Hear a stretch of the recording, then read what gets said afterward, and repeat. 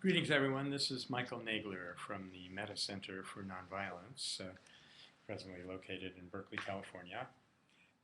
We are talking about this book, Search for a Nonviolent Future, which is getting on to 10 years old now. And you can see over my right shoulder, it looks like you're right, it's my left shoulder actually, the book in Arabic. It's been translated into several languages. We're going through it now chapter by chapter, particularly with teachers in mind who may want to use this book or the material in it for students at the high school level or possibly even junior to that. We already have talked with you about the first chapter where I tried to outline a basic approach to understanding nonviolence, which is partly a negative approach because we have to stop looking at it the way we're encouraged to look at it by the mass media and I'm afraid by our educational system. And I'm not talking here about the morality of violence or anything like that, but just to try to get a basic understanding of what kind of force it is in human life. And so the second chapter is called Hope in Dark Times, and I'm starting now to get into numerous episodes of nonviolence, which populates the history of the human race, although that history has not been very well documented. That's part of our point here. So to get into those episodes and try to give us a model for understanding them in a scientific way. And I start the chapter with an episode that was very meaningful to me when I read about it, and it's even more meaningful to me now when I met the heroine of the story, Karen Ridd, just a few months ago in Winnetoba, Canada. I tell the story of how Karen was abducted while she was doing third-party nonviolent intervention through an organization called Peace Brigades International. I think in chapter 6 that will come up for a full explanation of how that institution works. But Karen was doing this work in El Salvador, and she was abducted and was really in a dangerous place. She was with a friend called Marcella, and she was really threatened with torture, possibly death. And it was getting to be dark, but she was Canadian, and people from PBI saw her being taken away with the others and got in touch with the Canadian Embassy. The Canadian Embassy got in touch with the embassy country. I think I may have said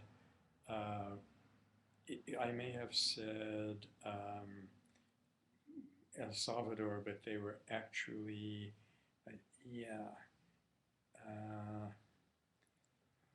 sorry. Anyway, the country where they were in doesn't matter all of that much, but she was released because an ambassador came up from the capital and told the soldiers they better let her go. So she was about to be taken out when they took the blindfolds off her and she caught one glimpse of her friend Marcella, who was handcuffed to a chair and walking across the field to freedom. She began to feel that she was doing something terribly wrong and she couldn't walk out on her friend. So she turned around and walked back in. You'll be reading the story, so I'll make it short. They eventually, the soldiers who were very startled, released both of them. And this is not an uncommon sequence of events in nonviolence. First thing to recognize is that she reversed the expectations of the soldiers. Yeah, it is El Salvador. So they are expecting her to cringe, to want to save her life at all costs.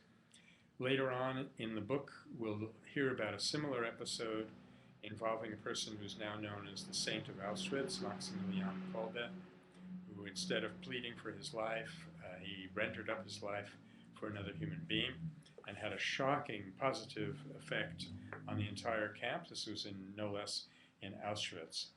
But here, it's a much smaller episode. Karen goes back in, and despite themselves, the soldiers who are still trying to act tough and violent, and they don't care about her, she's not a human being, they are curious, and they are startled by her reversal. Instead of her doing everything to escape death, she walks back into it. This opens them up, and they are asking her why she did it. And she says to them, well, you know how it is when you're losing a compañero. So it was an absolutely brilliant device that came to her, which I bet even Karen, who was a professional peace worker, might not have been able to explain in words, but we try to do so. And that is that although these soldiers were denying the humanity of Karen and Marcella, they could not deny the humanity of their own compañeros.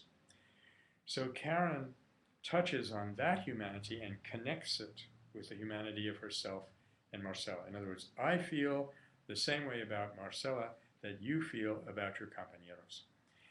And this has a magical effect of opening their eyes to the reality, the human reality of Marcella and, of course, of Karen.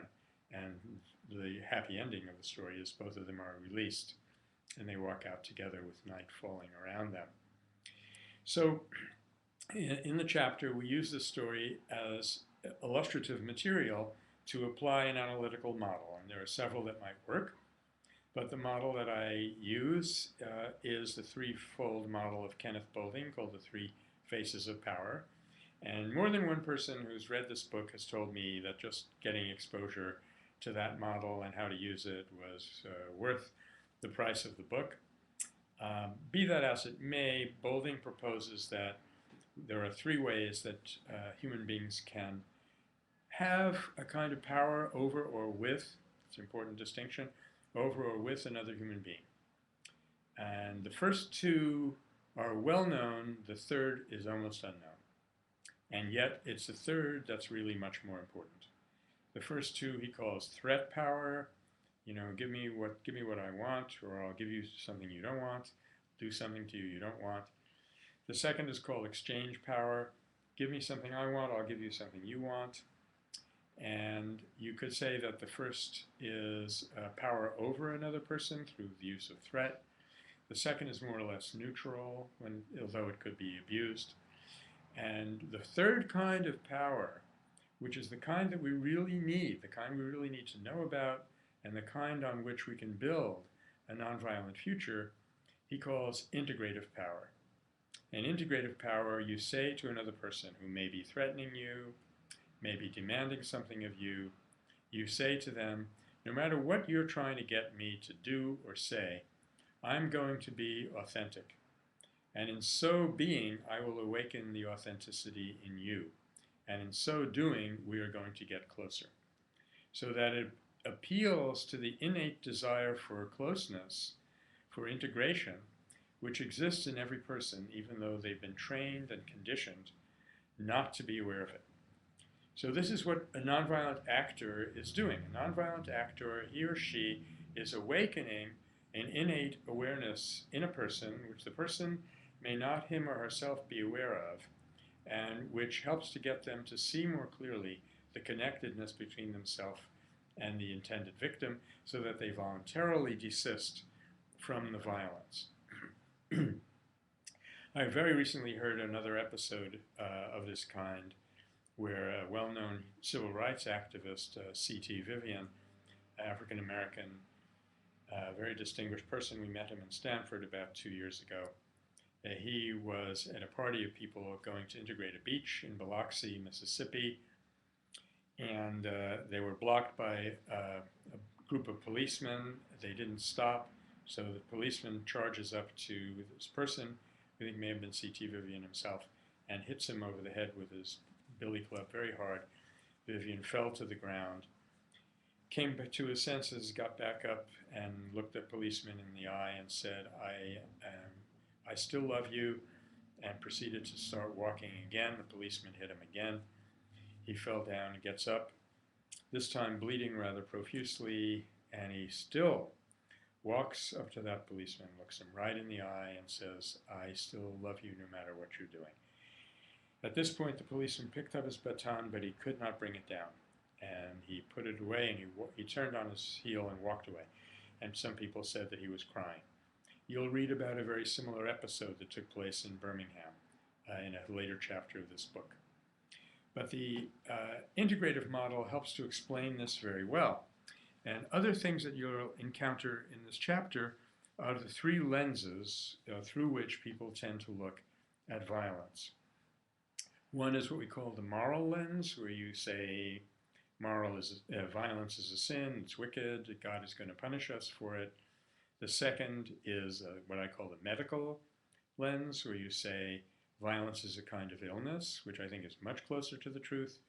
And thirdly, and most practically, what I encourage is for people to look at violence as a kind of ignorance, that is a kind of failure of the imagination, where you fail to be fully aware that the intended victim of your violence is a human being like yourself, and you are not aware that when you hurt another person, you are hurting yourself, for which there is very good scientific evidence.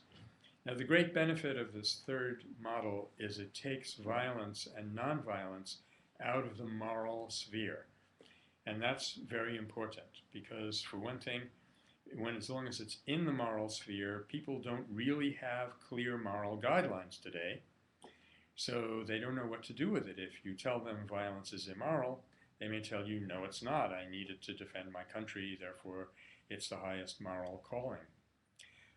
Furthermore, if you tell them that violence is immoral, they tend to look on it as black and white. Never do violence because it's immoral, but sometimes we have to. So therefore, we're in such a dilemma that let's not think about it at all.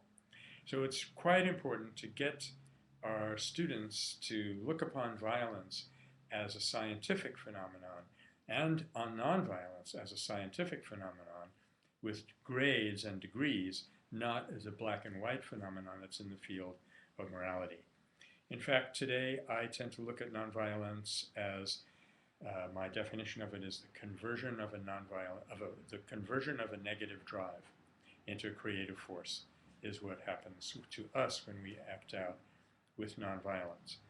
I particularly recommend a long quote about the belief system of Martin Luther King that you'll find on pages 52 and 53 in this chapter. I think it encapsulates almost everything we need young people to learn about nonviolence.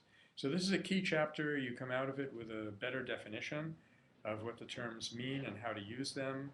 And so I think we're positioned to go on with this glorious exploration. Thank you.